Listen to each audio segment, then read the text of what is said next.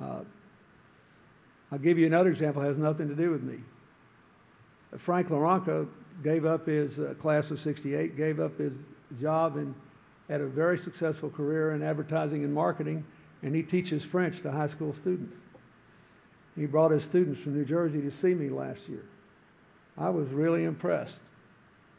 That's also somebody that put himself on the line at a time when most people want to do something else and not that high stress, trying to teach these kids not only how to speak a foreign language, but how to feel that they can master the modern world.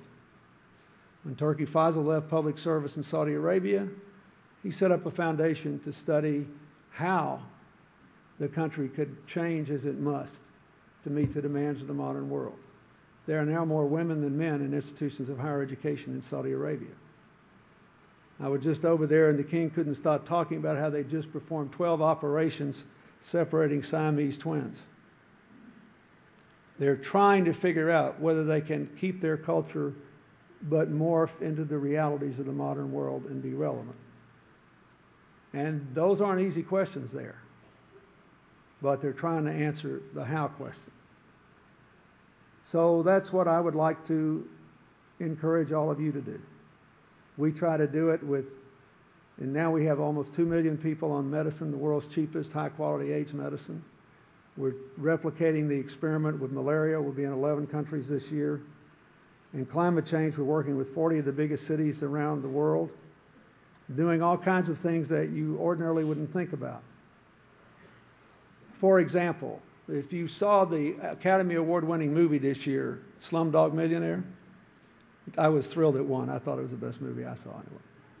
But you know, the opening scene, these kids are playing stickball on the Mumbai airport on a runway, and the planes are trying to land. So the police come up and run them off, and then they chase them, and they run back to the slum they live in.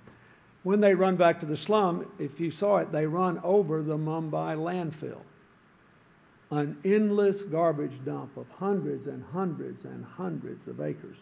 And you see people there making a living scavenging in the dump, just desperately looking for something to do. So we're trying to help big cities like Mumbai and Delhi and Lagos, Nigeria, and Mexico City close their dumps and turn them from a public health nuisance into a moneymaker. And there is an almost endless array of options. First of all the scavengers can make a regular living as recyclers. They can take the glass and metal they find and sell it and earn enough money to make a living. And one of the cities we're working in Latin America is actually training its scavengers to be full-time recycling workers. Then you can take the organic material and make fertilizer for it and send it to the farmers.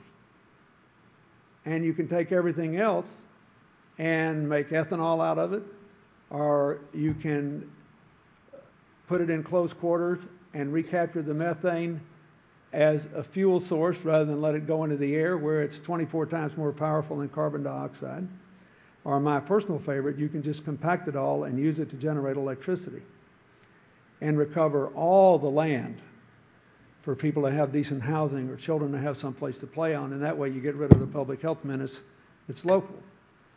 My point is, this is maybe not so sexy, but it's really important.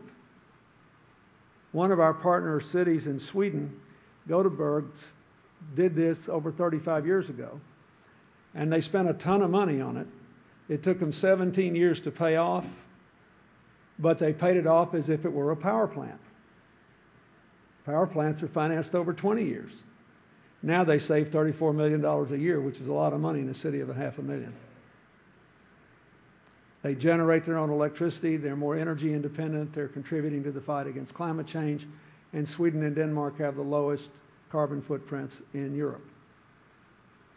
So these things are important.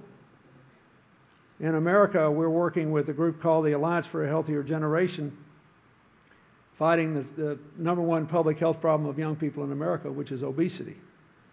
Threatens to make them the first generation of Americans to live shorter lives than their parents. We have 4,000 schools we work in. We work on the exercise programs for the students and the staff. We work on the cafeteria offerings. We've made deals with the soft drink companies and the candy companies. We've cut calories going into all of our member schools by 60%, what you can actually buy in those vending machines. And it's really exciting. We just tried to figure out how to do this.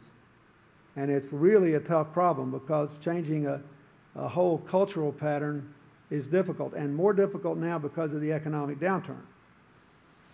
Because obesity is basically a disease of lower income working people in wealthy countries. So that now you see India now has an obesity problem in their cities because, and they've got the biggest middle class in the world, but if you're on the low end of the middle class and you're working like crazy and you want to eat in a hurry, they're swapping the world's best diet for American fast food. There's a childhood obesity campaign in the UK. There's a childhood obesity campaign in Ireland. This is a global problem that has to do with the way we produce and consume food and the economics of working in a high-cost society with a low income.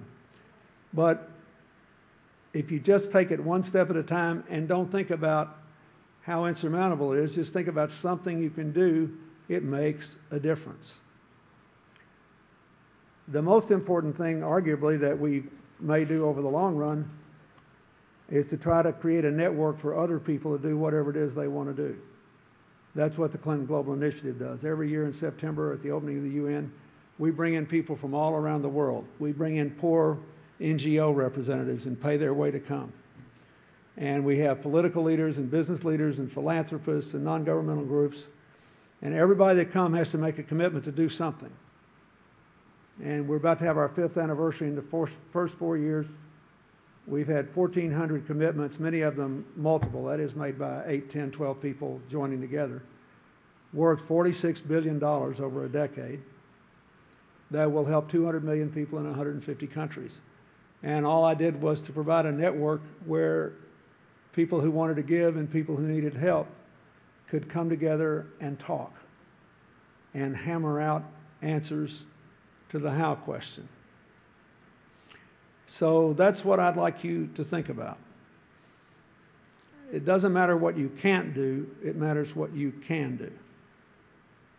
And if you look at the financing of the recent presidential campaign, it shows you the direction of the world, I think, in terms of empowerment. Everybody knows President Obama raised more money than anybody ever raised over the internet. We've been doing this for a decade now, right? Maybe almost that many people know Hillary raised the second most, but you might be surprised to know that of all internet campaigns ever run, John McCain raised the third most. Why? Because that is the way of the world, finding ways for everybody to do something, to be heard, to be felt, to matter, to be empowered. And in so doing, they've answered the how question. If you can't have public financing of elections and they're going to cost as much as they do, and we in America let them drag on forever, how can you do it in a way without having them totally taken over by interests that may have to be bridled once the president takes office or when a Congress begins to legislate? The answer is get a zillion people to give. And so I hope that